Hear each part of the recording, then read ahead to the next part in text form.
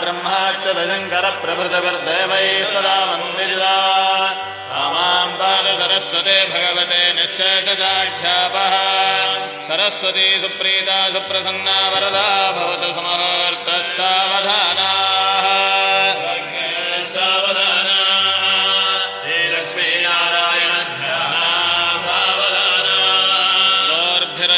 चतुर्भ्यः स्फटिकमणिमयीमक्षमालान् दधानां हस्तेनैकेन पद्मं सितमपि च सुखं पुस्तकं चापरेण भासा कुन्देन्दुशङ्खस्फटिकमणिनिभा भासमाना समाना सा मे वाग्देवतेयं दिवसतु वदने सर्वदा सुप्रसन्ना वाग्देवता सुप्रीता सुप्रसन्ना वरदा भवतु सुमुहूर्तः सावधानाः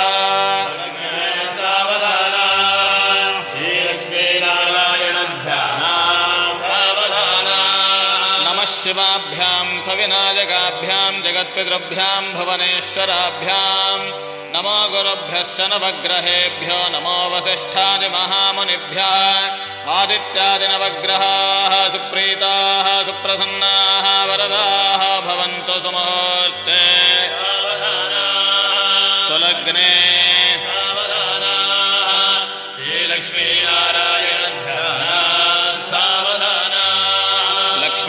भुवनत्रजे निवसतो देवान्मनुष्योरगान समस्तातः करुणानिधेः करुणया मार्ताण्डवंशे ययो कौसल्यानि जगर्भसम्भवकृते जन्मन्यसाधारणे जातः श्रीरघुनायकस्य जननं देयादिदं मङ्गलम् सुमुहूर्तः सावधानाः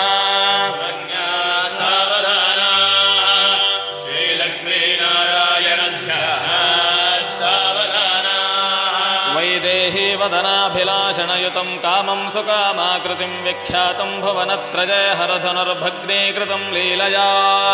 विश्वामित्रपराशरादिमुनिभिस्तत्सन्निधानाच्युतं सीताराघवयोर्विवाहसमये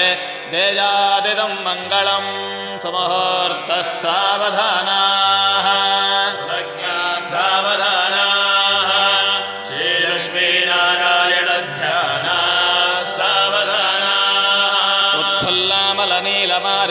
श्यामोन्नतं कोमलं पार्वत्या च महेश्वरेण शिरसा सद्वन्दिता सर्वदा नित्यापान्वयगौतमस्य वनिता शैला सुशैला कृता सीता राघवयोर्विवाहसमये देयादिदं मङ्गलं सुमुहूर्तः सावधानाः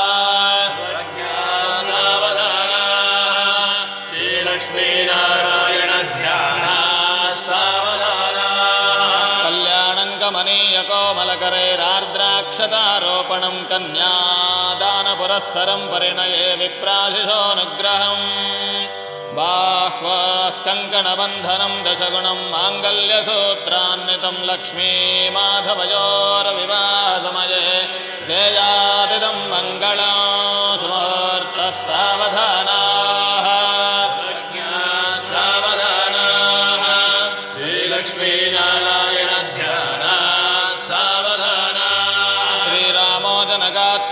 सुरगुरः प्रत्यङ्मुखः प्राङ्मुखेन्दोर्भ्यामञ्जलिमञ्जलेन वनितामापोर्यमुक्ता फलैः नानारत्नविराजमानरजितं पानीयतं सागरं लक्ष्मीमाधवयोर्विवाहसमये देयादिदं मङ्गलम्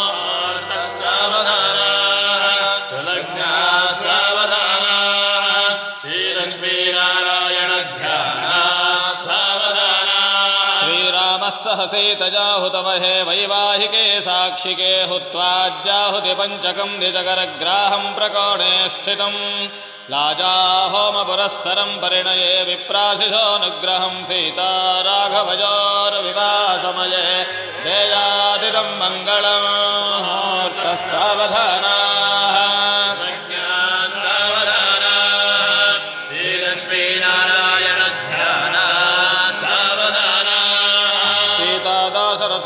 प्रणम्य जनकासालज्जया लोकिते अन्यान्यङ्करपीडया रघुपते वृद्धे सुमन्त्रे स्थिते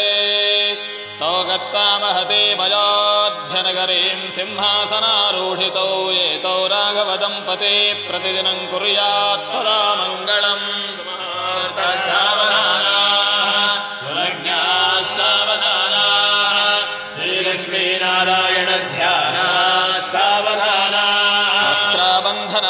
तद्वधुवरो सप्तापदीरोहणं पूर्णः कुम्भजलाभिषेकविधिवच्चोपासनानन्तरम्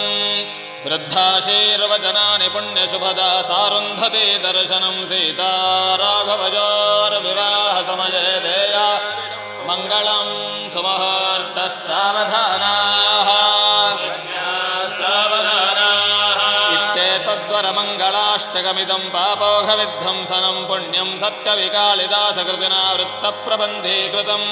यः प्रातः शृणुयात् पठेदपि सदा तस्मै स रामोनिशं पुत्रान् भोगभृतो गुणान् दद्याच्च सौख्यं विभो सुमुहूर्तः सावधानाः लक्ष्मीर्यस्य परिग्रहः कमलभो सोऽनुर्गरुत्मान् रथः पौत्रश्चन्द्र विभूषणः सुरगरः शेषश्च शय्या पुनः ब्रह्माण्डं वरमन्दिरं सुरगणा यस्य प्रभोः सेवकाः सत्रैलोक्यकुटुम्बपालनपरः कुर्याद्धरिर्मङ्गलम् ब्रह्मा वायुगिरीशशेषगरुडा देवेन्द्रकामो गुरोः चन्द्रार्कौ वरुणानलो मनयमो वित्तेश विघ्नेश्वरो नासत्यो निर्वृतिर्मरुद्गणयुताः पर्जन्यमित्रादयः शस्त्रीकाः सुरपङ्गमाः प्रतिदिनं कुर्वन्तो नो मङ्गलम् विश्वामित्रपराशरौर्वभृगवोऽगस्त्यः पुलस्त्यः क्रतुः श्रीमारत्रिमरीच्युचाच्छकुत्सपुलः शक्तिर्वसिष्ठोऽङ्गिराः माण्डव्योजमदग्निगौतमभरद्वाजादयस्तापसाः श्रीमद्विष्णुपदाब्जैकचरणाः कुर्वन्तो नो मङ्गलम् मान्धातानुहशोऽम्बरीशसगरो राजा पृथुर्हैहयः श्रीमान् धर्मसुतो नलो दशरथो रामो यजातिर्यदुः इक्ष्वाकश्च विभीषणश्च भरतश्चोत्तानपादध्रुवौ एतद्या भुवि भूभुजश्च सततं कुर्वन्तो नो मङ्गलम् त्रिमेरुर्हिमवांश्च मन्दरगिरिः कैलासशैलस्तथा माहेन्द्रो मलयश्च विन्ध्यनिषदो सिंहासनस्तदैवतः सह्याद्रिर्वरगन्धमादनगिरिर्मैनाकगोमन्तकाः एताद्या भुवि भूधराश्च सततं कुर्वन्तो नो मङ्गलम् गङ्गा सिन्धु सरस्वती च यमुना गोदावरी नर्मदा कृष्णा भीमरथी च फल्गुन फल्गुसरयो श्रीगण्डकी गोमती कावेरी कपिला प्रयागविनुता नेत्रावती इत्यादयो नद्य श्रीहरिपादपङ्कजभवा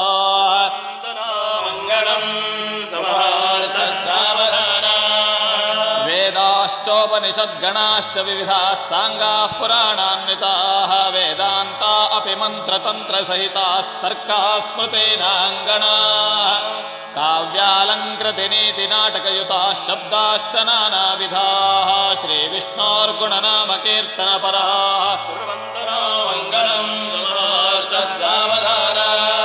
आदित्यादिनवग्रहाः शुभकरामेषादयो राशयो नक्षत्राणि सयोगवारतिथयस्तद्देवतास्तद्गणाः मासाब्दार्तवस्तथैव दिवसाः सन्ध्यास्तथा रात्रयः सर्वे स्थावरजङ्गमाः प्रतिदिनं कुर्वन्तो नो मङ्गलम् श्रीकान्ताकुजकुम्भकुङ्गमपरीरम्भो गुणानान्निधिः पूर्वाचार्यकृपापयोधनिकरैः श्रीपाञ्चरात्रागमैः विश्वक्सेन विभीषणप्रभृतिभिर्भक्तैः सदा सेवितः पायान्नो भगवान् पुराणपुरुषः कुर्यात् सदा मङ्गलम् श्रीलक्ष्मीकमलालया वसुमती रामा जगद्रक्षिणी कल्याणी सकलेश्वरी हरिसती भाग्यानुसन्धादिनी शोभाङ्गी विमलेक्षणा विमलिनी नारायणी श्रीकरी पायान्नः सकलेष्टदा भगवती सदा मङ्गलम् सुमुहूर्तः सावधानाः श्रीरङ्गे गरुडाचलेऽञ्जनगिरो सिंहाचले मन्दिरे वैकुण्ठे कनकाचले यदुगिरो नारायणाख्ये चले लोकालोकमहाचले च निषदो पुण्याचले शाश्रितः पायान्नो भगवान् पुराणपुरुषः सदा मङ्गलम्।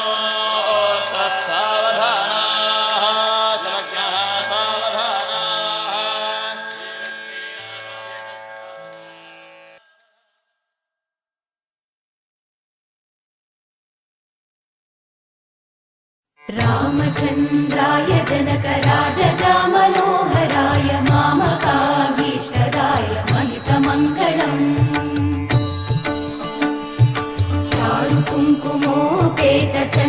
चारुकुङ्कुमोपेतचन्दनानुचर्चिताय हारकटकशोभिताय भूरिमङ्गलम् विमलरूपाय विविधवेदान्तवेद्याय सुजनचित्तकामिताय सुभगमङ्गलम् रामदास मृदुलहृदय तामरसनिवासाय स्वामि भद्रगिरिवराय दिव्य